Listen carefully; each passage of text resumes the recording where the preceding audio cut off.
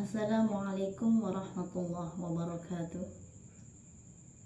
Hamdan wa syukran lillah, salatan wa salaman ala rasulillah Muhammad ibn Abdillah. Rabbi syrah li sadri wa yassir li amri wahlul 'uqdatam min lisani yafqahu qawli. Asyhadu an la ilaha illallah wa asyhadu anna Muhammadar Rasulullah. Astaghfirullahal azim alladzi la ilaha illa huwal hayyul qayyum wa atubu ilaih. Pertama-tama, marilah kita panjatkan puji syukur kehadirat Allah Subhanahu wa taala yang telah memberikan banyak kenikmatan sehingga kita bisa berkumpul, kita bisa bersua dalam keadaan sehat walafiat. Semoga pertemuan kali ini bisa membawa kemanfaatan dan keberkahan untuk kita semua.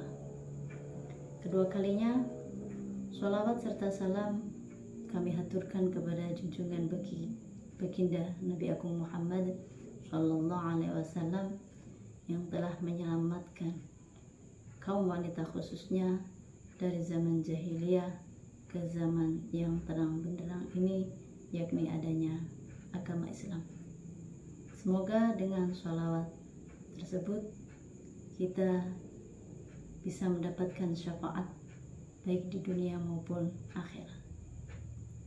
Ketiga kalinya saya di sini atas nama Mufidatun Nida dari kelas B6 akan sedikit mengulas tentang akhlak yang muncul dari rukun Islam. Hal ini saya sampaikan untuk memenuhi tugas mata kuliah akhlak tasawuf.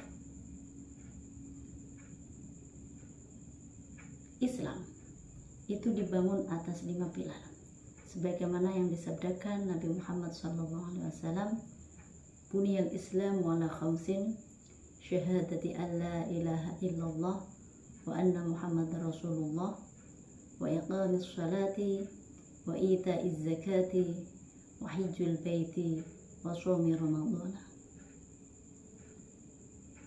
Pilar yang pertama, rukun Islam yang pertama, yaitu syahadat.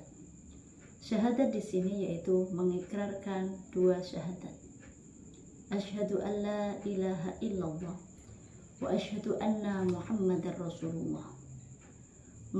Mengucapkan 2 kalimat syahadat bukan hanya formalitas untuk seorang muslim, tapi lebih jauh dan dalam adalah sebagai bukti keyakinan yang kuat dan kejujuran yang sempurna serta keikhlasan yang dalam untuk menerima Islam sebagai sistem hidup. Syahadat terbagi menjadi 2, yaitu syahadat tauhid dan syahadat rasul. Syahadat tauhid yaitu la ilaha illallah, artinya tidak ada yang berhak disembah selain Allah. Otomatis pengakuan tersebut bermaksud membebaskan diri dari kesyirikan zahir dengan tidak menyembah sesuatu selain Allah, termasuk juga membebaskan diri dari penghambaan pada materi, juga membebaskan diri dari mengikuti hawa nafsu dan setan. Intinya, mentauhidkan Allah dengan ikrar la ilaha illallah memberikan pengaruh yang signifikan dalam mendidik diri, mengistiqomahkan perilaku, dan meluruskan akhlak. Adapun syahadat yang kedua yaitu syahadat Rasul, wa asyhadu anna Muhammadar Rasulullah, yang artinya saya beriktikad dan berikrar bahwasanya saya mengakui secara lahir dan batin bahwa Nabi Muhammad SAW adalah hamba Allah dan Rasul-Nya yang diutus kepada manusia secara keseluruhan, serta mengamalkan konsekuensinya seperti mentaati perintah, membenarkan ucapan-ucapannya, dan menjauhi larangannya. kebenaran kerasulan adalah antusias dalam memegang teguh sunnah-sunnahnya dan mengimplementasikannya dalam kehidupan, antara lain mengawasi diri dengan akhlak mulia. Rukun Islam yang kedua yaitu sholat. Mendirikan sholat. Sholat adalah ibadah yang tidak hanya memiliki hikmah spesifik dalam setiap gerakan dan rukunnya, tapi secara umum sholat juga mempunyai pengaruh drastis terhadap perkembangan kepribadian seseorang. Tentu saja hal itu tidak bisa langsung kita dapatkan dengan instan dalam pelaksanaan sholat. Manfaatnya tanpa terasa dan secara gradual akan masuk pada diri orang muslim yang taat melakukan ibadah sholat. Sholat merupakan media komunikasi antara Khalik dan hamba.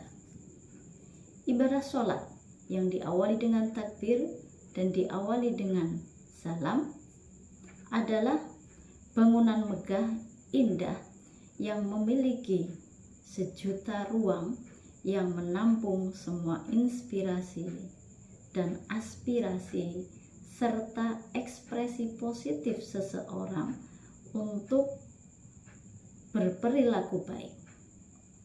Karena perbuatan dan perkataan yang terkandung di dalam sholat banyak mengandung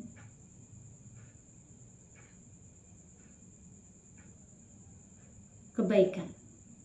Di antaranya menuntut kepada orang yang sholat untuk meninggalkan perbuatan keji dan mungkar.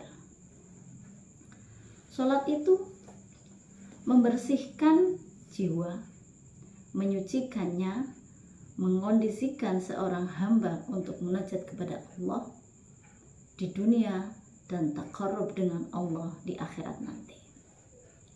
Nilai-nilai akhlak yang terkandung di dalam proses menjalankan sholat adalah satu, latihan kedisiplinan. Di dalam sholat adalah suatu perintah yang menggunakan waktu-waktu tertentu untuk melakukannya. Kita tidak bisa sembarangan waktu kapan kita bisa melakukannya.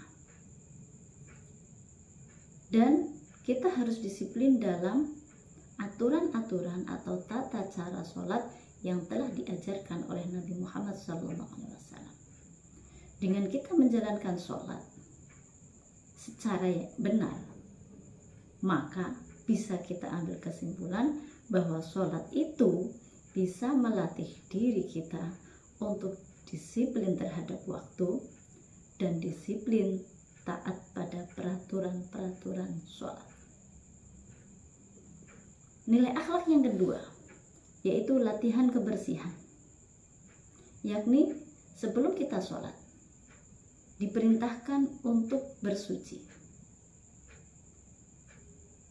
Kebersihan yang dituntut bukanlah fisik semata, namun meliputi aspek non-fisik, sehingga diharapkan orang yang terbiasa melakukan sholat akan bersih secara lahir dan batin.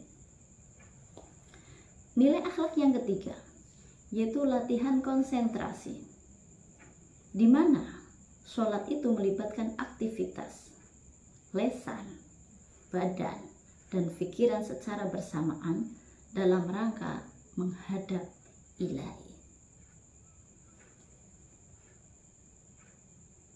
Ketika sholat, semua hal selain Allah itu tidak ada. Yang ada hanyalah Allah dan dirinya sendiri. Konsentrasi ini dalam bahasa Arab disebut dengan khusyuk. Khusyuk mempunyai nama lain yaitu meditasi. Adapun meditasi yang sering dilakukan manusia dipercaya dapat meningkatkan kemampuan konsentrasi dan mengurangi kecemasan. Nilai akhlak yang keempat, yaitu latihan sugesti kebaikan, di mana bacaan-bacaan sholat adalah kata-kata yang mengandung pujian ataupun doa-doa kepada Allah. Dari sinilah kita akan membuat si pelaku sholat berusaha mewujudkan apa yang telah diucapkan dalam kehidupannya sehari-hari. Yang terakhir, latihan kebersamaan. Sholat dianjurkan untuk dilakukan secara berjamaah. Sholat dengan bersama-sama. Dari sholat berjamaah itulah seseorang merasa adanya kebersamaan dalam hal nasib, kedudukan, jabatan, dan lain-lain. Orang tidak akan pandang bulu mana miskin, mana kaya,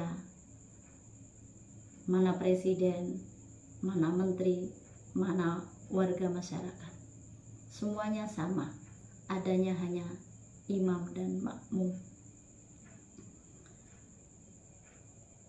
Rukun Islam yang ketiga, yaitu zakat. Zakat berarti pembersihan dan pensucian diri orang yang zakat dari kekikiran dan kebakhilan, serta membersihkan harta kekayaan dari malapetaka. Sebagaimana firman Allah yang terkandung di dalam surat At-Taubah ayat 103. Mengeluarkan zakat dapat menghilangkan penyakit kikir dan mengembangkan semangat solidaritas. Zakat merupakan penanaman perasaan kasih sayang. Fungsi zakat adalah penguat hubungan antar orang-orang yang saling mengenal serta penyatuan lintas strata masyarakat. Rukun Islam yang keempat, yaitu puasa.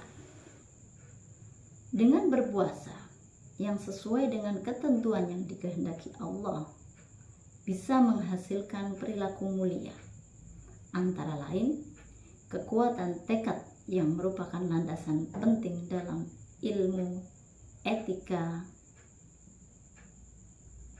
syukur, kasih sayang, dan muraqabah Allah dalam kesendirian maupun di keramaian.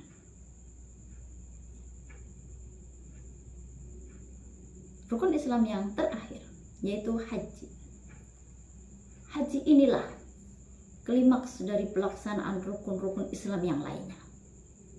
Karena di dalam ibadah haji adalah totalitas makhluk berserah diri untuk beribadah kepada Allah. Haji adalah jihad harta, jihad fisik.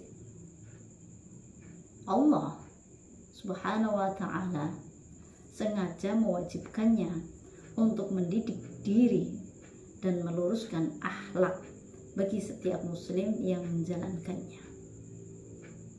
Allah berfirman dalam Quran surat Ali Imran ayat 27. Allah juga mengharamkan berkata tidak baik dan cabul, berbuat kefasikan, dan melakukan hal-hal yang dapat menimbulkan permusuhan. Perilaku mulia ini yang seyogyanya dipraktekkan seorang muslim selama melaksanakan ibadah haji, harus tetap menyertainya sepanjang hidupnya, agar amal ibadah, terutama ibadah hajinya, diterima Allah Subhanahu wa ta'ala. Kesimpulannya, secara keseluruhan, rukun Islam mendorong umat Islam untuk memiliki akhlak mulia seperti kejujuran, kedisiplinan, kepedulian sosial, kesabaran, dan kerendahan hati. Implementasi dari pilar-pilar ini tidak hanya memperkuat iman individu, tapi juga memperbaiki interaktif sosial dan membangun masyarakat yang lebih baik. Kiranya cukup sekian ulasan saya tentang akhlak yang muncul dari rukun Islam. Apabila ada kesalahan, mohon maaf yang sebesar-besarnya. Apabila ada kebaikan, itu semata-mata hadirnya dari Allah Subhanahu wa Ta'ala. Mohon maaf. Wabillahi taufiq wal hidayah wa ridha wal inayah. Ihdinas siratal mustaqim. Wassalamualaikum warahmatullahi wabarakatuh.